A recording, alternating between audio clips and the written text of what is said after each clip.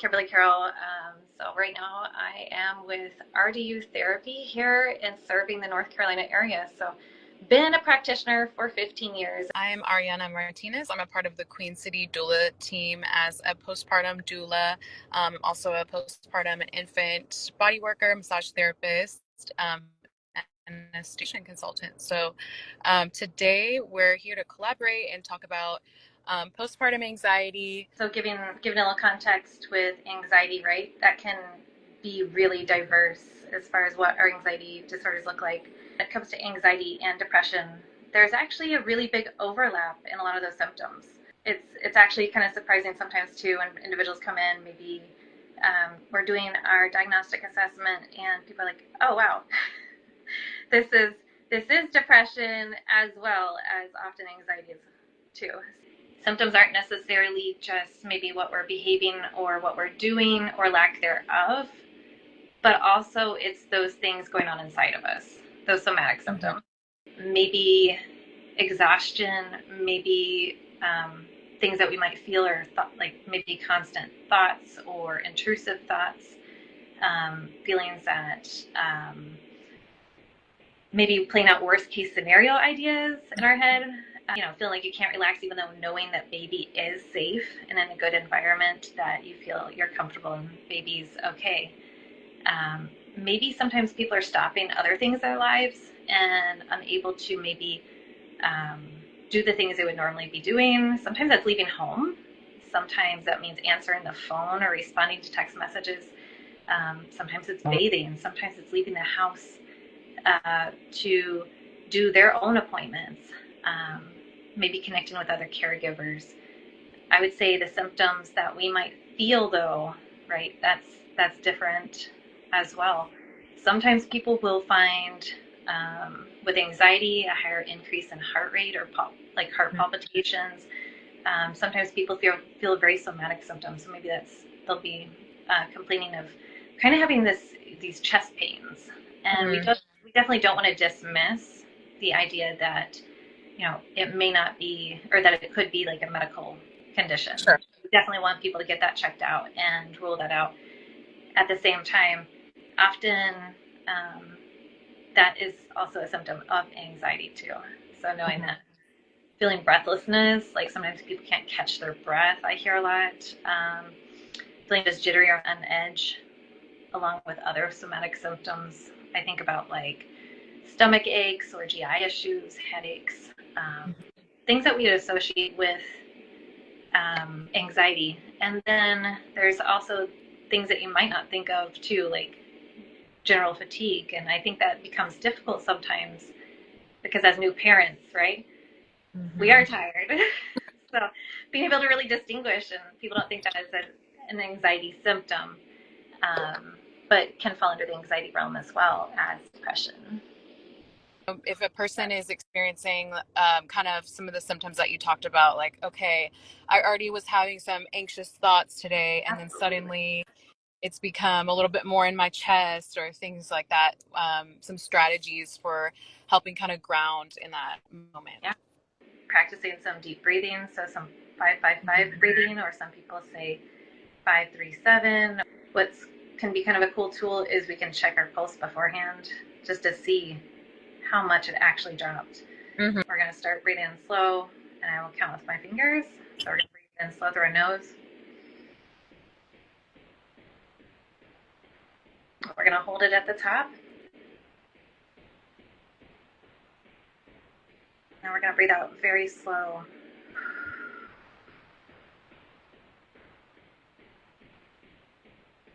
Same thing.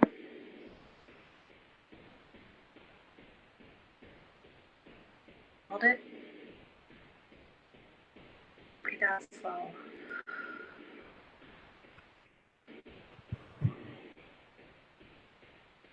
Inhale.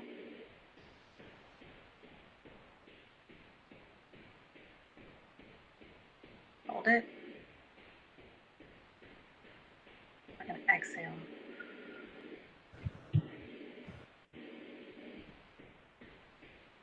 So doing just a simple exercise resetting part of our nervous system, because there's other simple tools. We can use a lot of temperature changes to um, change how our body is reacting and maybe de-escalating and getting our body back to regulation. So using temperature change for certain. That's one of our DBT tools that we teach people, but it can make a major change. So that could be holding ice in your hand. That can be putting a cold pack on your face. Um, Things that kind of tell our body to say like, oh, we're getting a wake up call because all the firing alarms are kind of going off. We're working on getting back to that rest and digest stage when our body is maybe already keyed up so far that we're not able to bring it down ourselves. So. Wow, that's awesome. I've actually never heard of that tool. I think that's really cool. I was wondering, and then you actually explained it just now, but I thought to myself, I wonder if that's just to kind of like bring awareness to where we are in the moment, just by Absolutely. and a little bit shocking like that. Yeah, Yeah. that's really. And I was thinking there as you were leading us through the breathing exercises, how much that resonates with the work that I do with my clients, and especially in the postpartum phase, when I'm doing body work postpartum for new moms. It really is, and I can even talk through the lived experience of this. I received a lot of body work when I was postpartum with my son, and it just massage therapy is just so wonderful for really tending to our nervous system. And a lot of times I see even the look on the time they walk in and then they receive the massage, and it's sort of like the entire time, if we're working, say, for an hour, we're sort of coming back to that breathing naturally, as we're working. And people, sometimes, let's say, a lot of people tend to hold in the shoulders or something, and so as I'm starting to touch the shoulders or work on the shoulders, a lot of times clients will say something like, wow, I didn't even realize I was holding my shoulders up here until you kind of brought them down. And so, yeah, I thought that was awesome how it's that breathing is kind of used in massage therapy, and just to time people leave, they just have this brightness on their face and look very refreshed. And so I just wanted to draw that parallel. I thought that was cool. We have kind of identified what are some of the signs or symptoms? And I guess going back to that a little bit, is there a time when a parent can be able to need some more professional help? So maybe they've utilized different strategies um, at home and in the moment, but then they're feeling like they need, something a little bit more. To give you this answer, you know, it can always be helpful, right? But I do identifying when, okay, we've tried the things and it feels like we're stuck in those patterns and we're just not quite able to, if our emotions were dials, like we can't get the dial back down. Right. And it's just feeling, maybe it's overwhelming when, I think sometimes too, being able to hear maybe from other people, maybe that's a partner, maybe it's a doula, maybe it's, whatever PCP or midwife or whatever other practitioners that individual's working with, to be able to say sometimes, if you're hearing that same thing over and over, like, hey, you seem really, love the term, stressed out. Like, yeah, it's motherhood. It's right. Thank you. Yes, I am. It's not new. It's still, yes, it can be very stressful, right? But I think I'm stuck in that same spot and feeling like, man, you know what? I feel like I'm not able to do this on my own, or like all the shoulds. I should be able to do this. I should, and in therapy, we don't use shoulds. But still, it's those thoughts, right? I wish I could do this. Sometimes it's hard to note that that's happening too. It can be really difficult for people to come to services because it is just really, it feels like they're really deep in, and it's tough. And so I think if individuals are starting to find that they're not able to do some of those things that they would like to be doing and living that life that they want to be living, reach out for help. I mean, there's no thing to say that you have to be this bad, you know, quote. And saying that in the sense Mm-hmm. of having clients come through and say, well, I wasn't doing this. It didn't at least look like this. And so I didn't reach out for a long time. Mm-hmm. And there's no place a client needs to get to, any individual to get to feel like I have to be at this spot to ask for help. And Yeah. we're here to help optimize life, as well as if you're already in that place where it's a struggle, to help them as well. So, Great. I love that because I think there might be sort of a cultural narrative around therapy, like you just said, where it's things have to be at this point before we really seek help. Um, but when we become parents, there's just so much going on at one time that I think that having somebody to give you these tools and really get to know you, and that can be sort of like a self-care appointment weekly, is just such an awesome way to I don't want to say cope with parenthood, trying to find, cope with all the new changes that are happening. um, yeah, so I think that's great to acknowledge that the signs or the symptoms don't have to be at points B before we seek. right.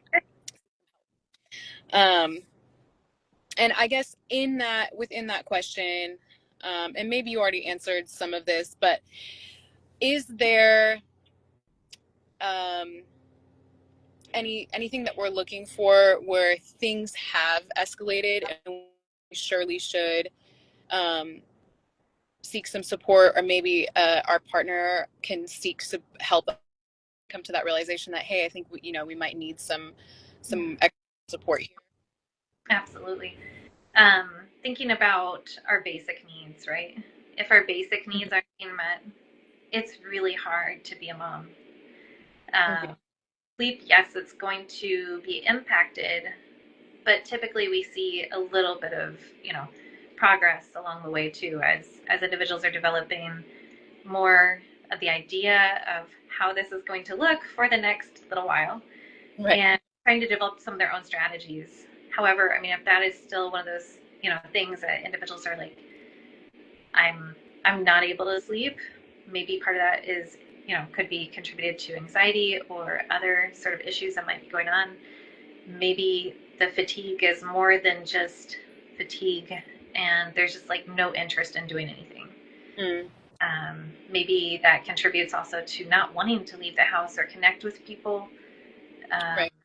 if you're finding, you know, yourself very tearful often, or just unable to maybe use some of those skills to, like, okay, my pulse is up high like all the time. Maybe it is also, feeling like you're retreating inward and just not wanting to connect. Maybe you're struggling to get out of bed. Maybe it is struggling to do basic needs, brushing teeth or showering or those sort of things beyond, you know, what you're going to expect as a new mom, and just Yeah. trying to do the things. I think if your partner too is starting to identify, like, hey, I know this is a lot, like being able to reach out and say yes. I mean, firstly, it's great for the partner to be able to say that. It's so validating to hear as a parent, just these symptoms are real. Right. It's a lot. And I think it's great when partners or anybody in the household, or, other members of that care team, to say, I see this. But to recognize it yourself too is really tough sometimes. Um, so I think, when individuals are like, yeah, it's hard to get out of bed. Yeah, that's really rough, and, definitely a major, probably, progression of whatever symptoms were initially there. So it's great to try to catch it before it starts to get, um, to be a little more escalated. And at the same time, you know, providers are here to help individuals no matter where they're at in that stage. I think too, if you're starting to miss appointments a lot, getting out of bed, maybe can't, um, like I said, stop crying, or maybe even just fearful of leaving the house. Those are definitely bigger symptoms that I would say, yeah, let's get running on this really quick. So Right. I think too, in this, postpartum doulas have a special role in that we are going into people's environments. I love that. Um, and so while, your appointments, I guess depending on what provider you have, you might have just a couple of appointments that they check in on you postpartum. Sometimes with midwifery care, you get a few more of those appointments, but even still, um, they're not necessarily within your home, within your environment. Um, and I think that a lot of parents will say that they're not as honest or as open sometimes, whereas if you have someone coming into your home to support you maybe 3-4 times a week, you really build a rapport with them, and you really get a look into the family environment. And so I think that's where the role of the postpartum doula comes in, where we really get to know families and love them, and we can kind of say, hey, I've noticed some things have changed, and so I'd love to connect you with some support. And that support can look like so many different things, but giving the options for parents to choose some higher level support if they need that. Yes. I would love to validate that too. You guys get to see so much, and it's great because you can see kind of the baseline, if you will. This is where Mm-hmm. it started, and this is kind of what I'm seeing now. Yes. Even thinking about other symptoms that might develop within postpartum that might fall more within the obsessive compulsive disorder spectrum. Mm-hmm. Now, major checking on things and things like that. I'm sure you see a lot of these symptoms before a lot of times the outside world. Say if maybe there are family members who maybe are nearby or engaged with these individuals, but maybe not super close. Mm-hmm. You'll be able to likely detect a lot of these things happening much sooner. And I love that for us too, that you guys can see that, reach out to these individuals, and then say, hey, how can we maybe look at these things? Can I help you with getting started with some resources? Absolutely. I think it really takes a team. I think it's wonderful when I see my clients have access to so many different practitioners that are all specialized in different things. And so it really makes for this kind of like rounding out the care so that all fronts are sort of supported and taken care of. So I love that there's kind of like the seamlessness to having different people supporting you at the postpartum time. Absolutely. And I think this is probably one of those like multi-part or loaded questions as well.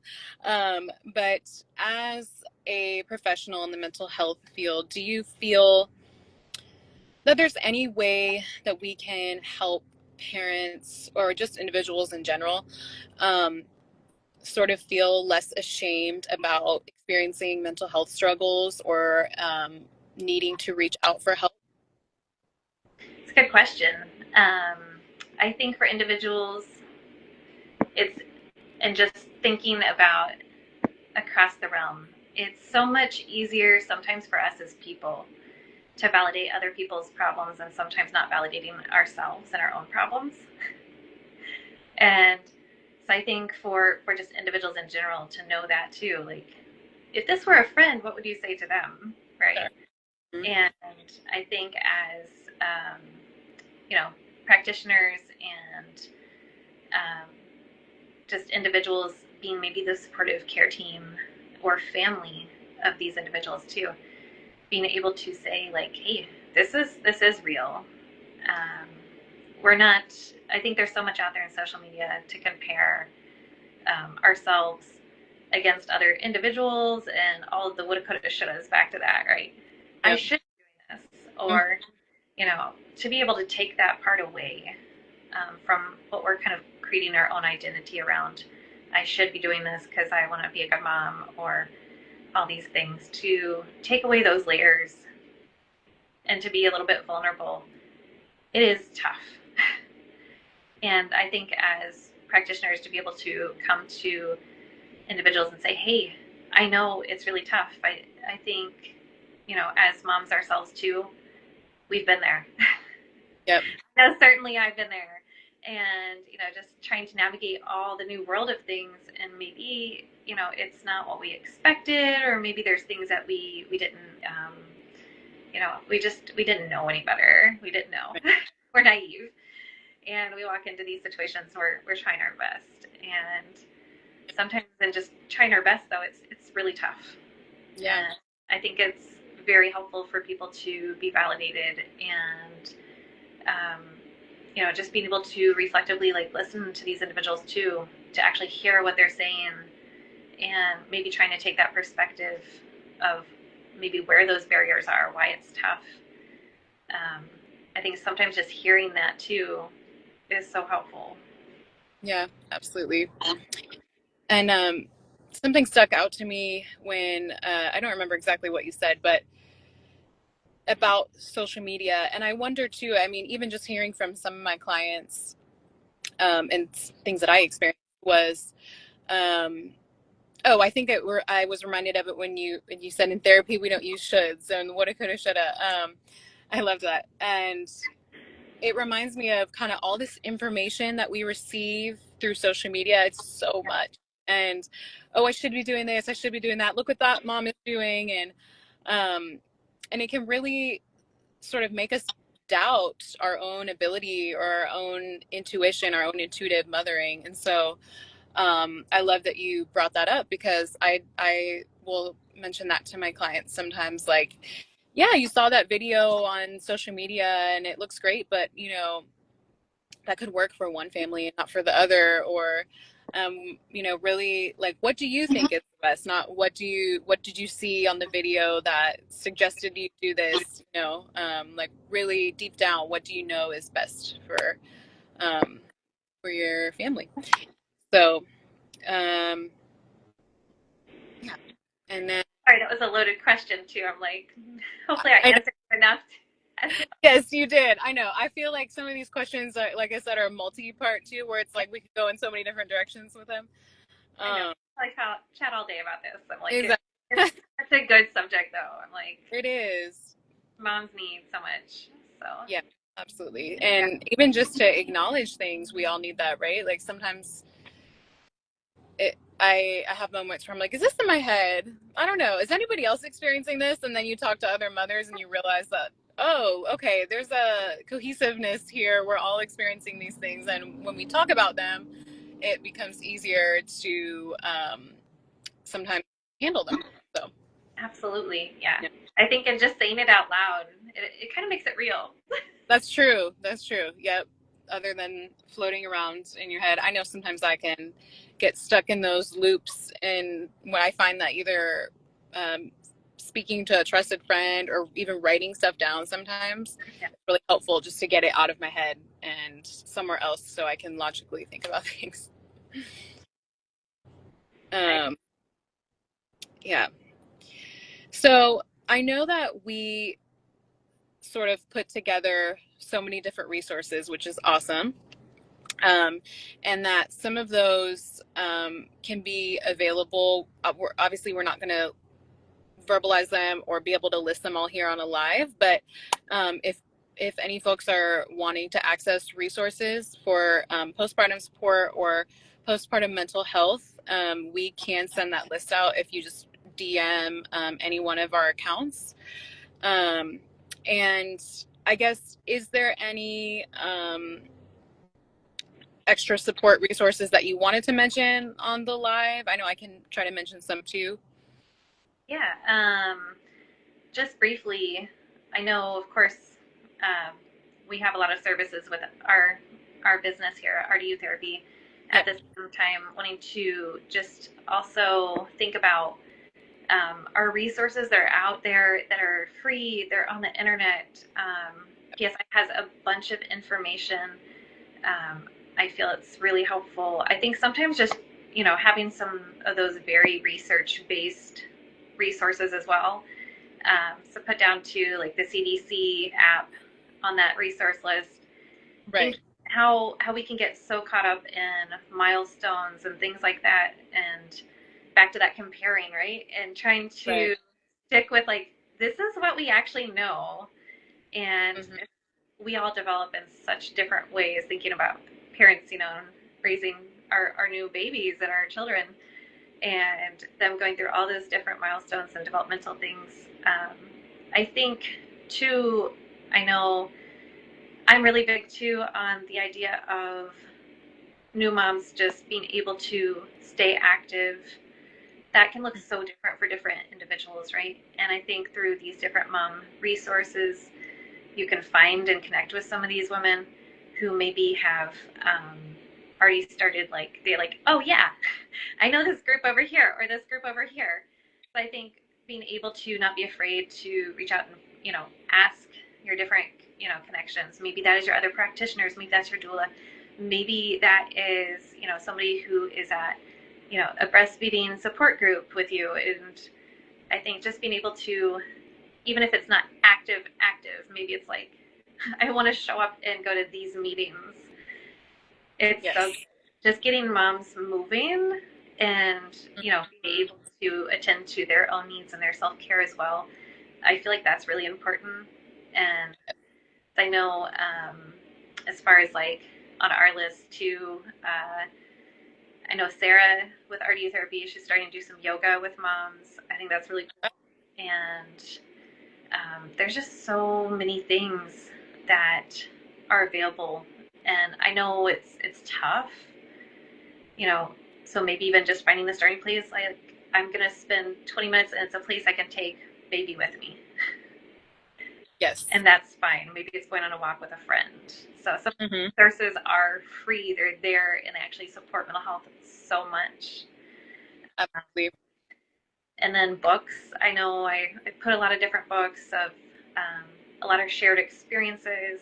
There's some great podcasts out there for moms and for new moms, and some more research or science supported and based podcasts too. So if you're feeling like, man, I can only get out so much, and maybe you were just wanting to do something for yourself, and I find that as self-care too. Sometimes hearing that information is validating, and it can feel really positive to go, yep, I've got this.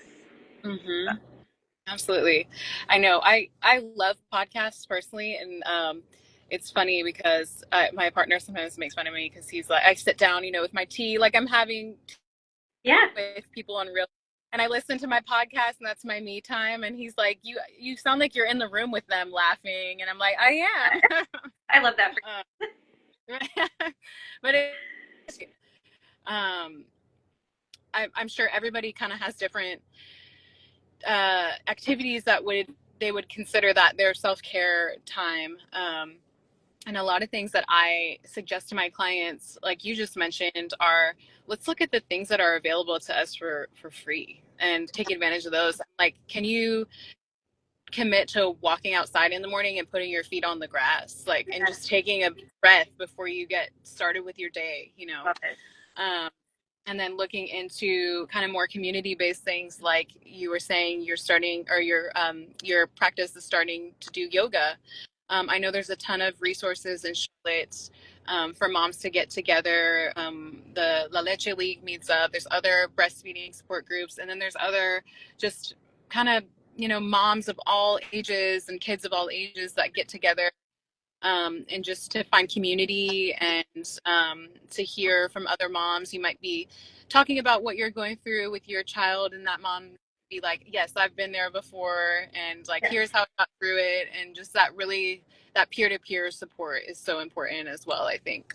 absolutely. And sometimes you find that support just by getting out of the house. I Mm-hmm. remember when I had my first kiddo, um, little personal information, we started doing some cloth diapering, and I remember finding some really just cool ladies at the store we were going into, and just having great chats, right?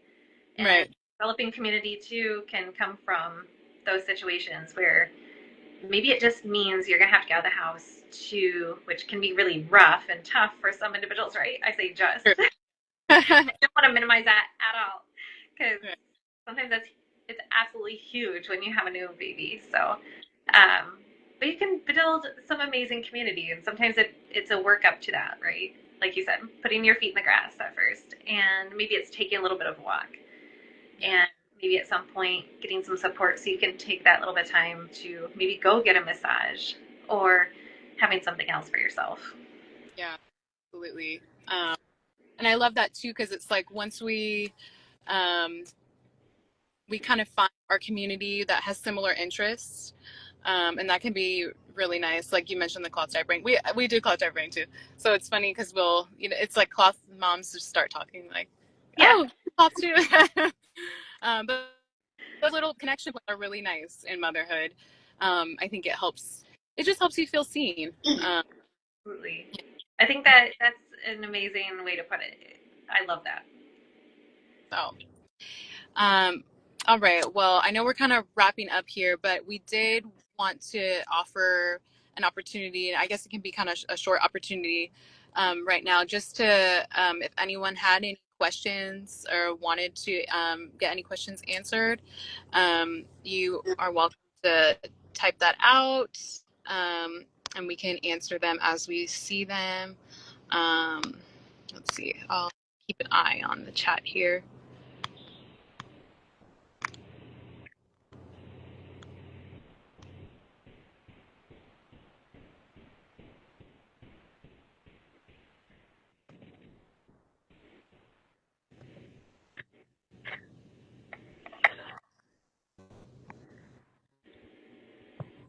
I know it can take a little bit of time too to type. To all kind of calibrate. Yeah. Try to give people a minute here in case Right. they have stuff. I mean, if anybody does have further questions or wants to connect in with us, can definitely reach out to RD Therapy. Happy to continue answering like questions, or if you just are interested in like, does this make sense or whatever questions. Happy to keep that going too. Sure. So when people are looking for a therapist, would you say how can folks determine a good fit in a therapist? It's a great question. So typically, I know a lot of individuals will. It's like, where do you start, right? And I think Psych Today is a website that has a lot of different individuals post on there. Not everybody who is practicing is on Psych Today, and so sometimes it's even just type in those keywords like I'm seeking. Okay, I'm postpartum. Help. Mm-hmm. And within your area. And I think then just kind of seeking out, maybe it's checking out their websites, maybe looking for videos. I know sometimes insurance is important for people, sometimes it's less important. So sometimes there's those key things you're having to look for as well. But I think the biggest thing is, if you know a little bit about modalities of therapy, that's great. But if you don't, I think looking at anything within like the CBT realm is pretty common. Cognitive behavior therapy, and a lot of our therapies are based out of CBT. Okay. Grown out of it. I should say all of them, right? And I would just say many, because we're working on our thinking. We're working on behavioral changes. Here at RDU Therapy, we do a lot of GPT therapy as well. So that's dialectical behavior therapy. So that comes along with like a lot of skills. So doing a lot of very skills-based training, as well as our therapy with our clients individually. So kind of depends on what individuals are looking for. And I would say the biggest key though is meeting with that counselor and seeing if you're a good fit, because there's a chemistry to it, right? Mm-hmm. And it's like you go to a new doctor and you're like, it was so-so.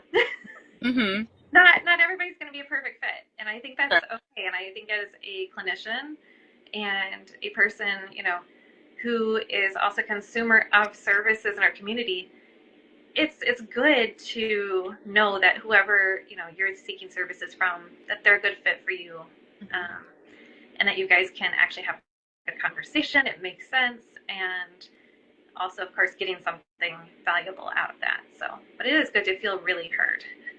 Definitely. I think that could the same could even be said if you're looking for postpartum support in the form of postpartum doulas. Um, it's just it's okay if you meet with somebody and you're like, I don't know if it's a good fit. It's okay Yeah. to say, hey, I think maybe we should try to interview somebody else, Yeah. and really making sure that everyone is going to be able to come together cohesively and just have a great experience for those new parents. I think is really important. Absolutely. It makes it less, scary to come back again too. Because then you walk away with an experience that felt like it was actually positive, it was helpful, it felt good. And then when we have to maybe seek services again in the future, should that come up and you're like, I feel like whether it be a new life event, whether it be optimizing life, whatever that it is, being able to say, yeah, I think that would be helpful. Mm-hmm. And not making it something that is also I have to stay with this person Right. because they're the first person I showed up to. Exactly. And That's what. Yeah. definitely. So Definitely. Awesome. Well, I want to thank. There we go. I want to thank you so much for joining today and just collaborating on this live, talking about mental health for mothers and parents. I think it's such an important subject that we can just continue to talk about more and more. And I do feel like, in general, it's starting to kind of be more normalized to talk about and just be more normalized that new parents would just seek support in general. But I think that we can never talk about it enough because parenthood is such a massive transformation that deserves support from all avenues. So, I agree. And thank you so much for having me and doing what you do. I mean, you're absolutely right. And I think the care up front too is so important. So you guys do amazing work and the work you do with your clients too. And that just, it creates that like path, right? That journey for the parent to be supported. And I think that is so helpful for individuals. thank you. Thank you so much. Well, I feel the same way about what you guys do. So, all Thanks for right. having me. I appreciate your time and it was great Thank chatting with you today. All right. You too. Talk soon. Sounds good.